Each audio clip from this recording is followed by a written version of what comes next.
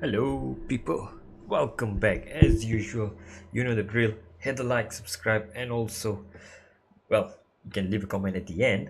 And yeah, let's get into the setup. Abu Dhabi. As we know, Abu Dhabi, a lot of technical sectors, sector 1, sector 3, and sector 2 is just pretty much two long straights and separated by a hairpin at the start and a chicane in the middle. So you're really going to be needing a lot of straight line speed, as much as you can. Not a lot, but as much as you can on the two back straights to be able to, you know, efficiently overtake and regen ERS. And for sector 1 and 3, you will need the downforce so that well, you don't spin out. You can be fast, you can go flat out in sectors that you need to be flat, and in sector 3 you can pretty much nail the corners, follow another car in dirty air, and stay close by the end of sector 1. And then with DRS, toe is pretty powerful over here. If you get within 6 tenths, you can easily make an overtake without even requiring DRS. That's how powerful the toe is, even on similar setup. So here you go, 9.9 on the wings.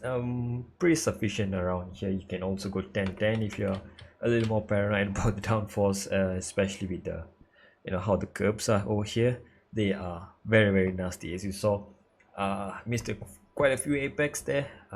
Trying to nail the perfect leg over here is pretty difficult. There's a lot more you can cut on the curbs, and you can gain like half a tenth every corner just by cutting it perfectly. But again, speaking in the sense of racing, in the league race or career mode race, you want to be consistent with your lap times. To be consistent, you can't be mounting all those curbs like a chimp, so you have to be pretty safe. You can touch a little bit of the curb. These curbs in Abu Dhabi, they are like double layered, so the ones that's closer to the track, let me just show you very quickly what I meant by that. The curbs are pretty double layered over here, as you can see. Let's go. Oops, as I just missed my brakes. Hitting the clutch, excuse me there. Alright, as you can see, let's go into final corner here. As you can see, this curbs over here, you can see there's like 2 layers of the curb, so you can always take the inner layer, the one that's closer to the track, but you cannot go any more than that, otherwise you're going to be mounting the stepped curb. It can be stepped down, it can be stepped up. The moment you put your foot or put your tire on that curb, for example like this, it's also double layered, so if you can put your tire on this layer, it's okay. But as soon as you touch the other layer here, that's where you're going to be losing grip on braking. Same thing on entries and exit, such as turn 1. You can see it's also stepped over here. You can mount this curb if you want to gain time, as you saw.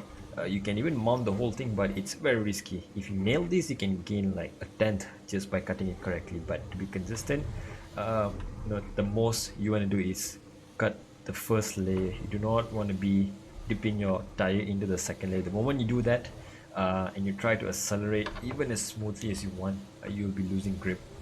On the exit here, again, pretty similar step curves, but if you can keep your car kind of like this, keep it straight on the exit, you can kind of touch the astro and be safe about it. So a lot of time to begin by mounting the curbs correctly, but if you want to be safe, it's perfectly fine as well. And that's gonna pretty much help you with your consistency, which is the main point of why we're here.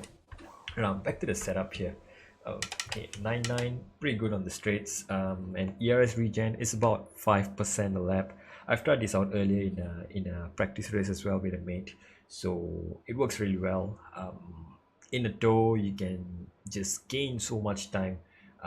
When I'm within 5 tenths, I don't even have to turn on DRS. I'm catching him. By the end of the straight, I'm already alongside him without deploying DRS, and he has a pretty good exit as well.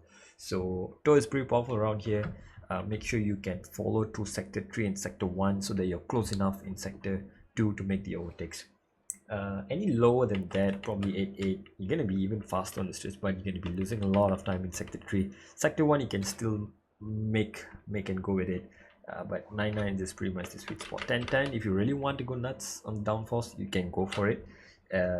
This is if you really want to stretch the tires to a crazy one stop, but even on 9.9 you can actually do a one stop perfectly. 10.10 you're gonna be recovering very little ERS, but if you are expected to be in a DRS train, if the field is that much closer, very tight, and probably you can gamble on a 10.10 setup. That's gonna give you so much more cornering speed, and with the DRS and slipstream around here, you're gonna be able to keep up. Nobody's gonna be able to overtake you that easily. But again, having lower aero definitely helps. Transmission 155. Again, as usual, the standard 100 on throttle gives you the best initial traction out of corners, especially out of slow speed corners. High speed corners, well, there aren't many over here.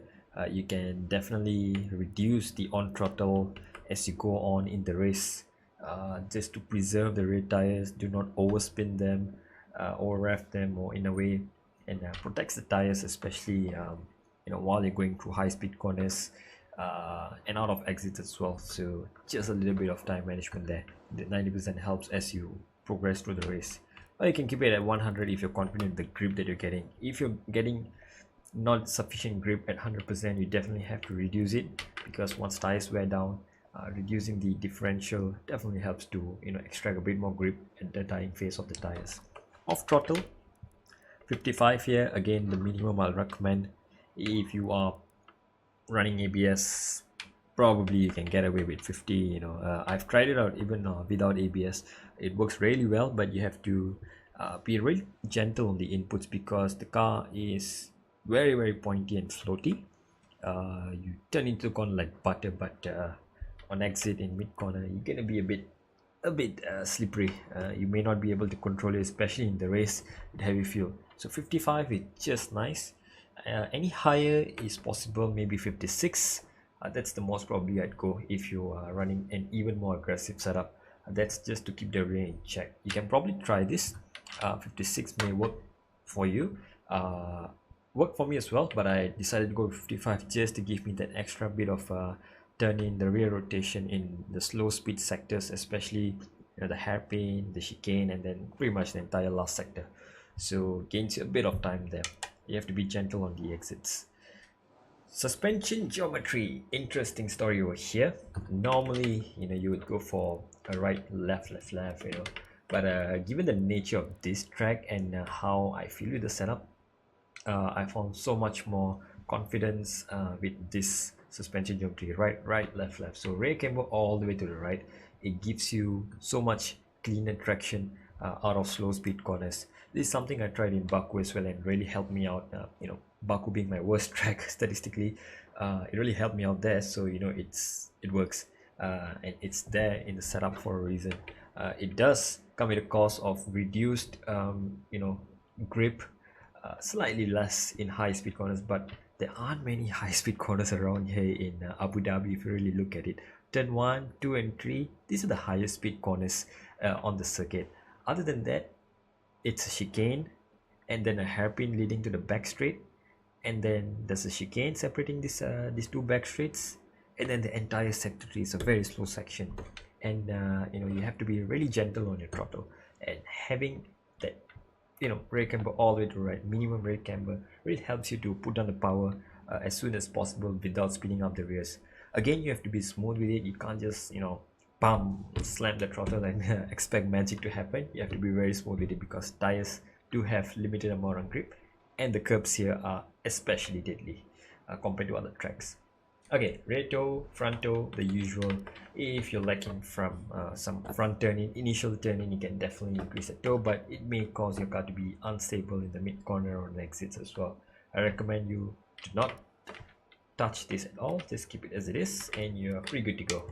If anything that you want to adjust, definitely adjust the suspension. Front suspension, rear suspension, 1-1.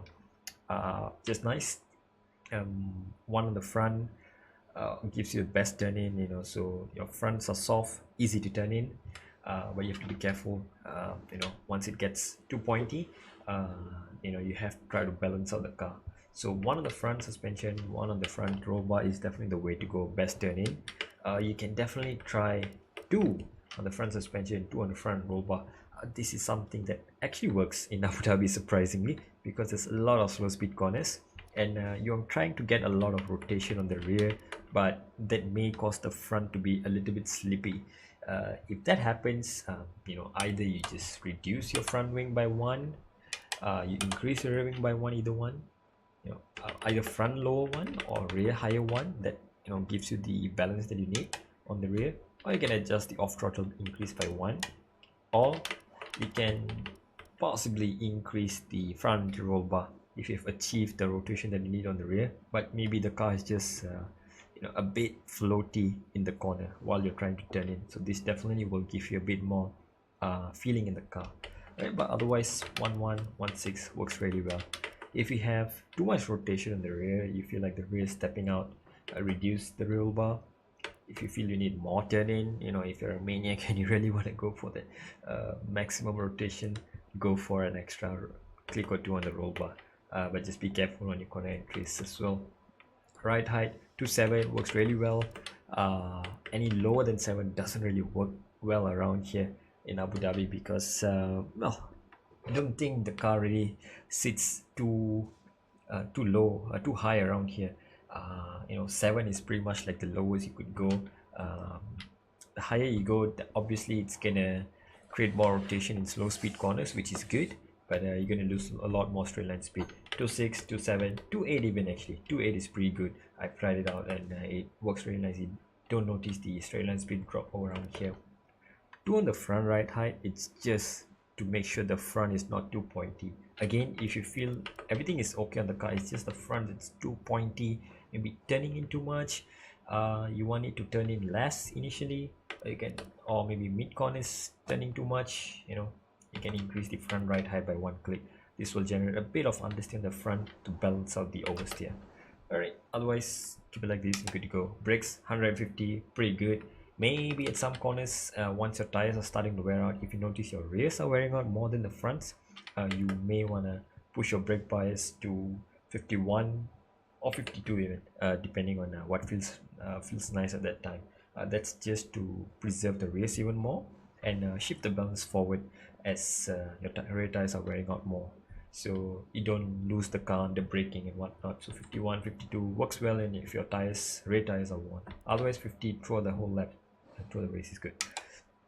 Tire pressures, tire temps are a bit of an issue around here, especially if you are doing a 50% race in the realistic weather. So it's going to start off at dusk, still sunset. The track temperature is going to be pretty hot, so rear temperatures and front temperatures are going to be an issue. If you push too much and you slide around, you have a wheel spin, that's it, one wheel spin and your tires are going to be heating up. So front tire pressures, you can get away with minimum probably 22.6. The highest I think you can run is 23.4 if you feel like your fronts are wearing out too much, but 22.6 just nice as well. Rear tires, always keep it on maximum again for maximum stability and tire life on the rear. So all good, and yeah, that's about it. So that's the setup. 99 on the wings, 155 right, left on the geometry. Suspension 1.1, roll bars 1.6, and a ride height 2.7. And brakes 100, 50% on the brake bias.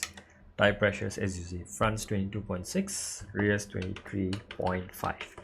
If you're starting on the softs, I'd say probably maybe you want to consider 22.2. You have to test this again to make sure that your tire wears as you want. Otherwise run 22.6 all the way. If you're starting on mediums, you can even actually consider 23.0, but the problem is as you go into the second or third stint on soft tires, you may encounter some overheating if you slide too much. So 20.6, 22.6, just nice again. Wet weather, not a concern around here, but Abu Dhabi tend to have a little bit of weather. It may have, there's a little bit of chance there. If that happens, just say if it's going to be a full interest race or something, why not just try 11-11, right? If it's a finale in the season, just go for it. Otherwise 10-10 I think is a good balance. for the intermediate race. All right, unless it's a full wet race, yeah, just go full 11-11, because if you're able to stay ahead in sector 1 and 3, nobody's going to be able to overtake you in sector 2 if you have a good exit every time. It's already pretty hard to overtake in the wets anyway. All right, for qualifying, you can leave it 9-9. It's pretty pointy, this setup, so you may want to leave it as it is. You can drop the front wing in the second stint of your race if you feel like the car's getting a little out of balance, too pointy as the race proceeds with low fuel. Definitely come into the pits on your next pit stop. Regardless if you're going on a harder tire or soft tire, reduce the wing. Yep, everything else you can keep it as it is. Off throttle, I would not recommend you to drop it any further unless it's for the rain. You can drop it by 1%. That's all. Tire pressures, again, keep it as it is for quali, for dries, whatever the weather is. And yeah, so that's about it for Abu Dhabi. And well, I have actually recorded this pretty early before my league race, so hopefully you get a good understanding of this setup, and I'll try to come back and improve on this setup. I definitely feel there's at least 2 or 3 more turns to be found there, and yeah, if I nail the perfect lap, but that's not the target over here. I just want to get a consistent setup which will give me a very good race car and race winning car basically.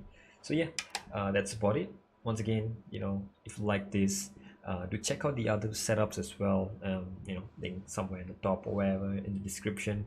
You can check out the other setups that I have. Possibly a setup that you need is in there, or you can even check out the 1 hour long video that I have on how setups really work, a full-on explanation, full nerd mode over there. If you want to see that, again, links either on top or at the bottom. Just click and you go for it.